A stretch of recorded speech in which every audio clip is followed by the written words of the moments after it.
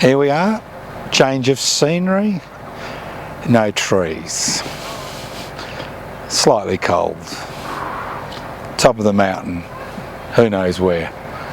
Look, I'm interested in looking at facts today because it is the 21st century.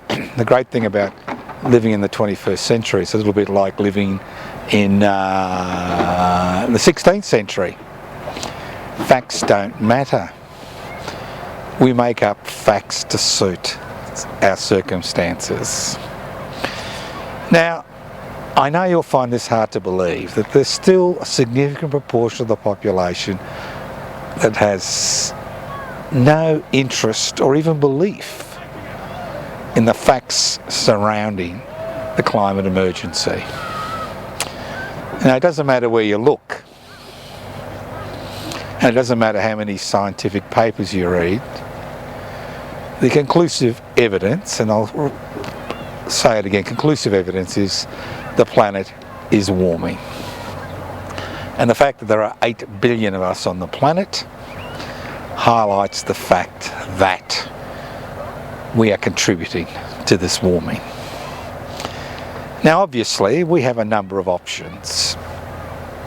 We can put our head in the sand like the United States of America, get rid of all the initiatives that have begun to address the climate emergency, and just get on with our lives. Now, obviously, this isn't going to affect us in the long run, but it will, in the short term, affect our children and their children, and that's the issue. That is the ultimate issue that we face in the 21st century. I mean, people like you and me, we're on the way out. Obviously, the majority of people that will be watching this YouTube presentation will be over 50, let's be realistic. A few won't, the majority will be. So what are we doing? Now, obviously, there are people who are doing things in order to make a difference. But the fact is that individuals make it possible. Now, sovereign nation states, each concerned about maintaining their authority, have fought tooth and nail against taking the necessary initiatives to address the climate emergency. And we are seeing the consequences. Bleaching of corals, increasing frequent typhoons, cyclones, floods, fires. Now, a lot of people say, oh, look at that. It's a very cold winter. It's got nothing to do with the climate emergency. The fact is that we do live on a planet. And this planet is basically a very, very, very vulnerable system. We have a magnetic core, a core in the centre of the Earth, which is a fireball, and we have a thin atmosphere and stratosphere, which keeps life going. Now, a lot of people find it very difficult to understand what that actually means. And it's very simple. I'll give you an example. If you got two mice, a male and female, and you put them under a dome, and you put them in paradise, let's say the Garden of Eden. Now, as these mice reproduce, and their offspring reproduced, and their offspring reproduced, the paradise will ultimately turn into a living hell. And that's the situation which is faced on a daily basis. As the population increases, as we have limited resources, as carbon dioxide emissions increase, what we see is increasing pressure on our environment. Now, it's not a matter of, building a spaceship and moving to the next planet. The fact is that 99.9999% of us are here on Earth, and we'll continue to be here on Earth irrespective of the scientific gains that are made as far as space exploration is concerned. The reality is that we are faced with a climate emergency. As individuals we can do things, but as sovereign nation states we can make major changes. We saw this when we looked at the ozone issues which face us. And the fact is that as a planet we were able to address that issue, and the ozone hole has been repaired to a significant degree. But when it comes to the climate emergency, unfortunately we are faced with one very important issue: vested interests. Vested interests. That is our main problem. And the fact is that around the world, governments, whether they're democratically elected through a parliamentary system, or self-appointed, or even dictatorships, have one thing in mind, and that is to maintain their power, their wealth, and their integrity, and they rely on vested interests to do that. By pandering to vested interests, we find ourselves in a situation where we cannot address the current problem. And this problem of the climate emergency is exacerbated in Western democracies, where the means of production, distribution, exchange and communication are held by a minority which owned these basic resources. So the dilemma is, what are we going to do about it? I think the first thing is that people need to acknowledge what is happening. And while vested interests muddy the waters, and while other people, for their own interests, muddy the waters, the problem is that people do not take it seriously. And even when they face an emergency, whether it's a flood or a fire or a cyclone or increasing infections through increasing heat, we tend to forget about it a few months later and tend to replicate the problem. Now, nothing highlights this more than the failed plastics summit, which has just occurred, where sovereign nation states have relied on fossil fuels for their income, fought tooth and nail to sabotage any real attempts to deal with the plastic crisis. And we see the same problem occur as far as fossil fuels are concerned, and the spurious arguments which are put about renewable energy. Of all the places on the planet, Australia is in a position to exploit renewable energies, not just in terms of producing renewable energy, but in terms of exporting technology and exporting renewable energy, especially to the Asian region. But what are we doing? As a country, although we pay lip service to renewable energy locally, we continue to feed the fossil fuel industry around the world because of the income that is generated through exporting coal, exporting natural gas. Now, this has become a significant issue in this country. It's debated, but no action is actually taken regarding this situation, because we find ourselves in a situation where these corporations dominate the parliamentary agenda. It's one thing creating a new industry based on your renewables. It's another thing doing something about the exporting of fossil fuels to the rest of the world.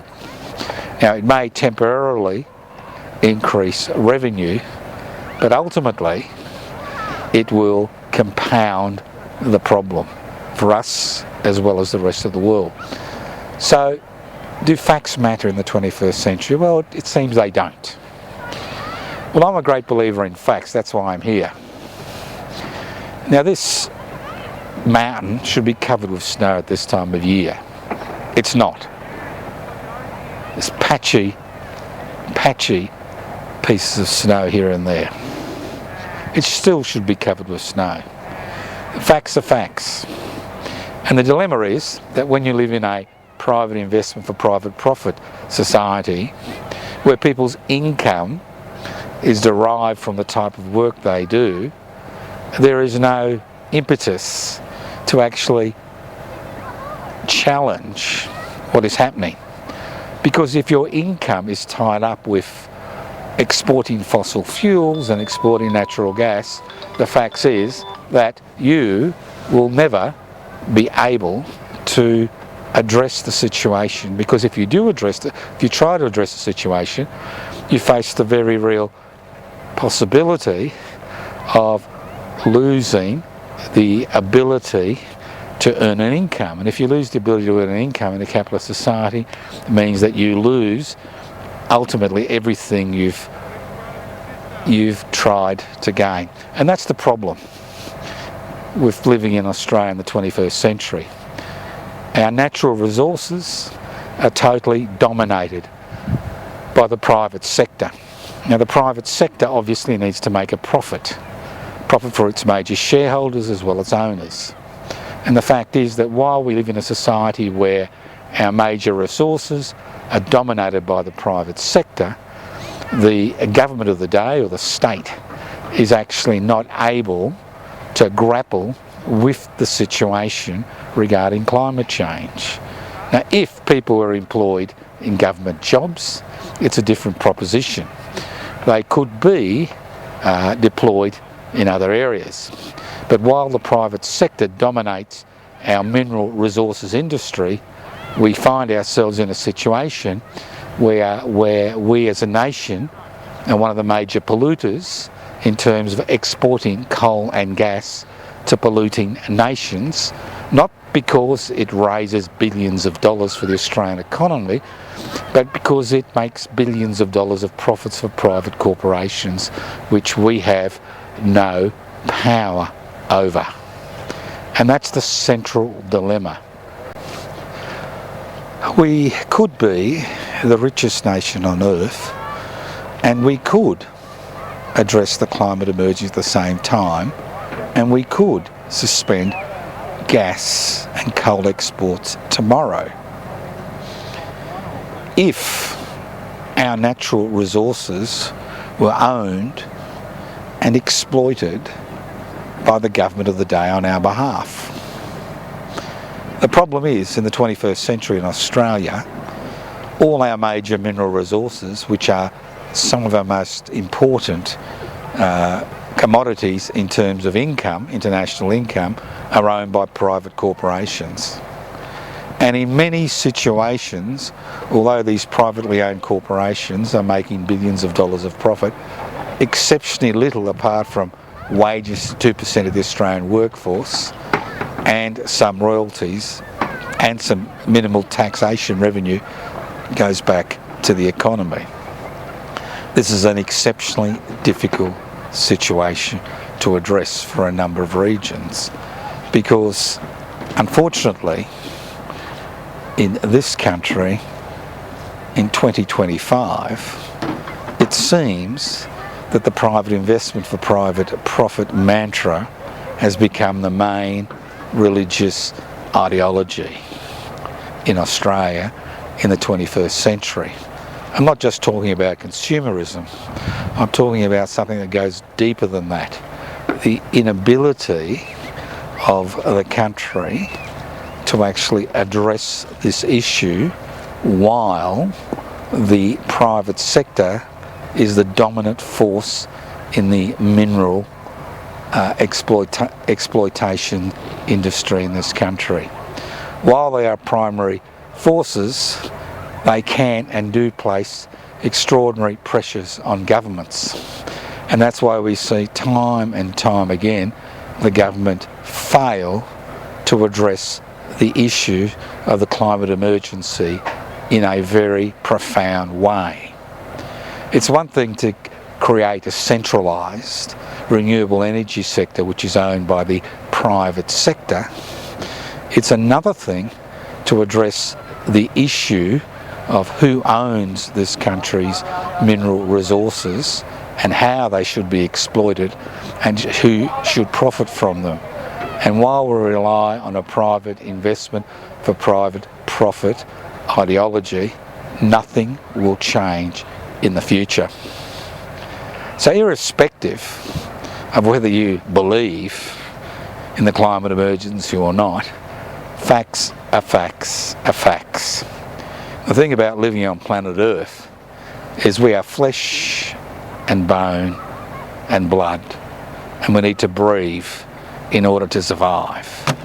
And almost every living creature on the planet faces the same problem. Some living creatures are now being forced to adapt. But evolution is a slow process, and what we are on the verge of is an age of mass extinction. I know this may sound extremely worrisome, but the fact is it is an issue, and it is an increasingly important issue for the planet as a whole. It doesn't matter whether you're rich or poor, where you live. The fact is the planet does not recognise sovereign borders. What is happening will happen to all of us, irrespective of where we live.